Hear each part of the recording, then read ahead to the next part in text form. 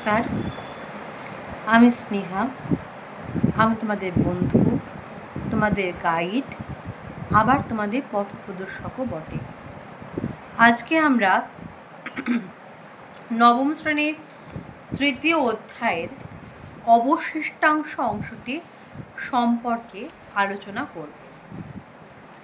চ্যাপ্টারটির নাম আমি আগেই বলেছিলাম, ঊনবিংশ শতকের ইউরোপ, রাজতান্ত্রিক ও জাতীয়তাবাদী ভাবধারার মধ্যে সংঘাত।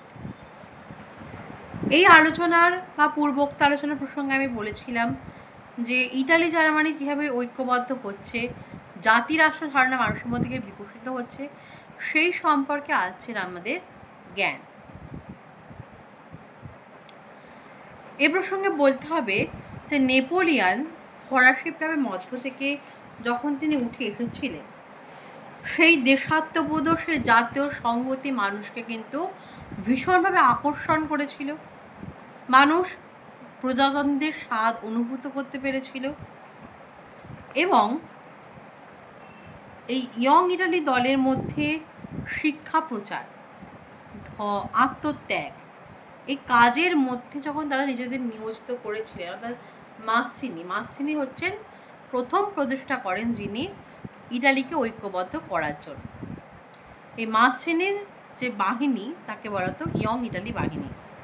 এই ইয়ং ইটালি দলের আদর্শ ছড়িয়ে পড়েছিল এবং কেবলমাত্র শুধু ইটালিকে ঐক্যবদ্ধ করা কিন্তু লক্ষ্য ছিল না, এটার লক্ষ্য ছিল খণ্ডিত আদর্শগুলোকে একত্রীবদ্ধ করে একটা ঐক্যবদ্ধ সংগ্রামে উপনীত করা।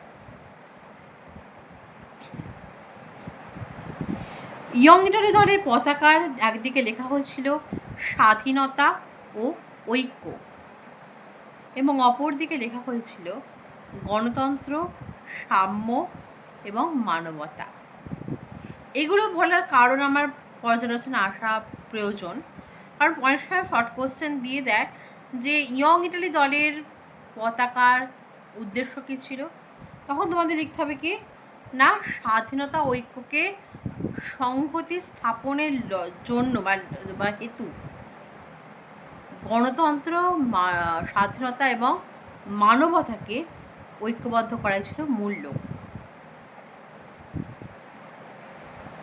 এবার বলছে ফরাসি বিপ্লবের আদর্শ জার্মান জাতির মধ্যে যিনি গ্রথিত করে দিয়েছিলেন তিনি আর কেউই নয়, এক কিংবদন্তি চরিত্র, ইতিহাসের বিশেষ সেনানায়ক, ফরাসি বিপ্লবের অগ্রদূত, যাকে আমরা নেপোলিয়ান বলি।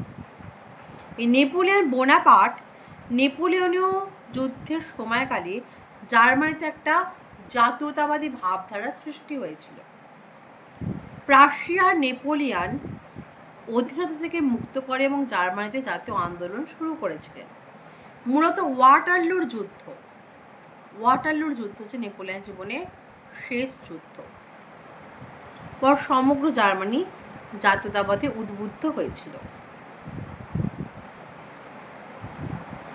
এবার বলছে জাতীয়তাবাদী ভাবধারা বহিঃপ্রকাশে জার্মানির ছাত্র সমাজ এগিয়ে আসে। ছাত্রদের মধ্যে জাতীয়তাবাদী আন্দোলন শুরু হয়েছিল। ছাত্র সমাজ ঐক্য, ন্যায় ও স্বাধীনতার আদর্শ প্রচার করতে শুরু করেছিল। জার্মানির সমস্ত বিশ্ববিদ্যালয়ে ছাত্র সংগঠন গড়ে উঠেছিল এবং ছাত্র সংগঠনগুলো জাতীয়তাবাদী ভাবধারাকে কেন্দ্র করে দেশপ্রেমের একটা অংশীদার হয়ে উঠেছিল।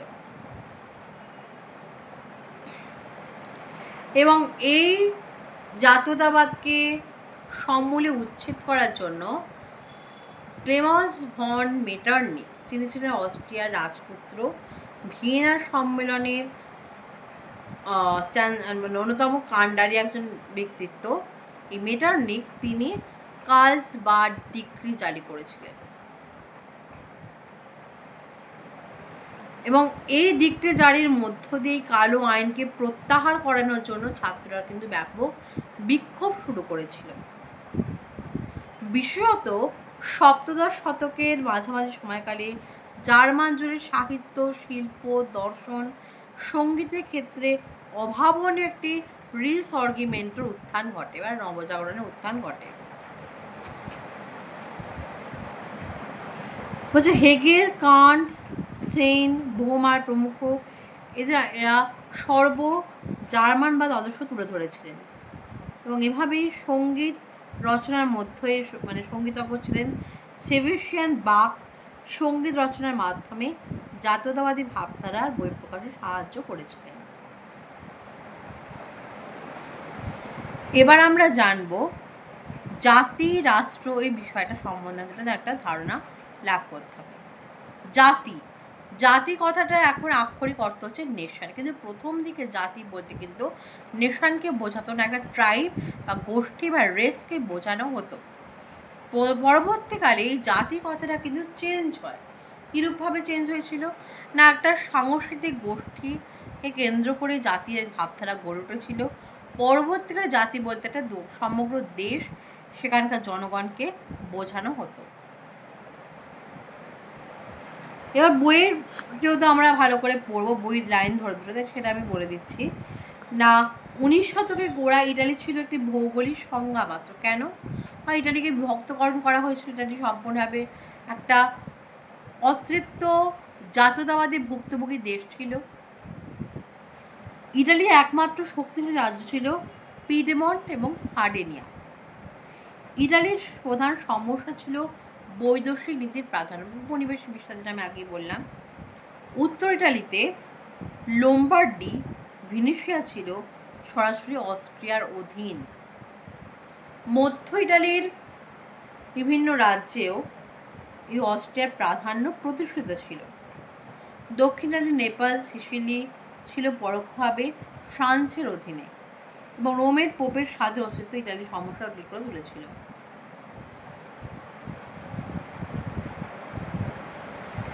1815 থেকে অর্থাৎ ভিয়েনার সম্মেলন থেকে 1848 ফেব্রুয়ারি পর্যন্ত সময়কালের মধ্যে ইটালি ঐক্য আন্দোলন 3টি প্রয়াস লক্ষ্য করা গিয়েছিল।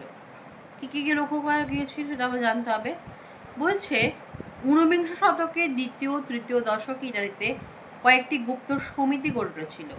তারা সন্ত্রাস, গুপ্ত হত্যা, বিপ্লবের মাধ্যমে ইটালির সমস্যার সমাধান করতে চেয়েছিল। এইসব গুপ্ত সমিতিগুলির মধ্যে উল্লেখযোগ্য ছিল কার্বোরানি বা জ্বলন্ত অঙ্গারবাহী। তারা জাতীয় পতাকা জাগরণ বা রিসর্গিমেন্টের আদর্শ প্রচার করেছিল। এর পরবর্তীকালে পোপ নবম পায়াস বা পিও নেনো এই নেতৃত্ব গ্রহণ করতে এগিয়ে আসেন। মাসিলি সার্ডিনিয়া পিডমন্ট রাজা চার্লস অ্যালবার্ট তাকে অনুপ্রাণিত করেছিলেন, কিন্তু তার দায়িত্বটা শেষ পর্যন্ত সফল হতে পারেনি।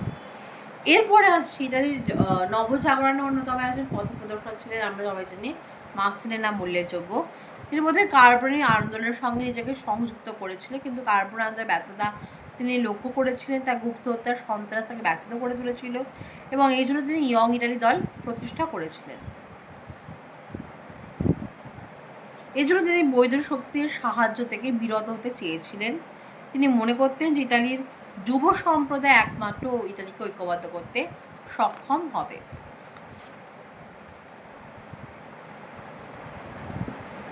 এবং দক্ষিণ ইটালিতে মাসিলির একজন অন্যতম পন্থী ছিলেন, তার নাম ছিল গ্যারিবোল্ডি।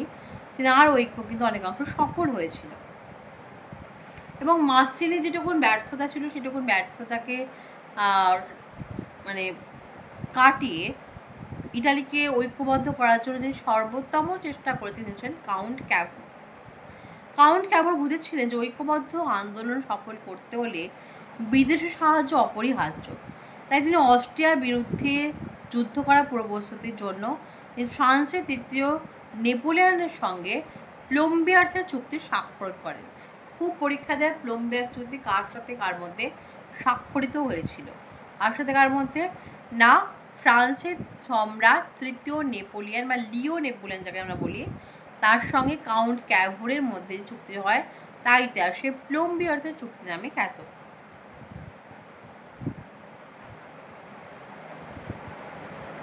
না, এই যে তৃতীয় নেপোলিয়ন অস্ট্রিয়ার যুদ্ধ মিটিয়ে ভিল্লা ফ্রাঙ্কা যদি স্বাক্ষর করা চুক্তি অনুযায়ী ঠিক হয় যে সার্ডিনিয়া কেবল লোম্বার্ডি পাবে, কিন্তু ভেনিসিয়া পাবে না।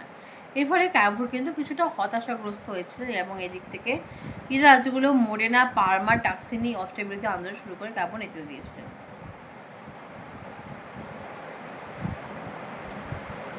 বলছে 1866 খ্রিস্টাব্দে অস্ট্রিয়ার সঙ্গে প্রাশিয়ার যুদ্ধ বাঁধলে ইতালি সেই যুদ্ধে প্রাশিয়ার পক্ষ গিয়েছিল এবং যুদ্ধে অস্ট্রিয়া পরাজয় হয় এবং ইতালি ভেনিসিয়া লাভ করে এবং এই যুদ্ধের মধ্য দিয়ে কিন্তু ইতালি সম্পূর্ণভাবে ঐক্যবদ্ধ হয়েছিল।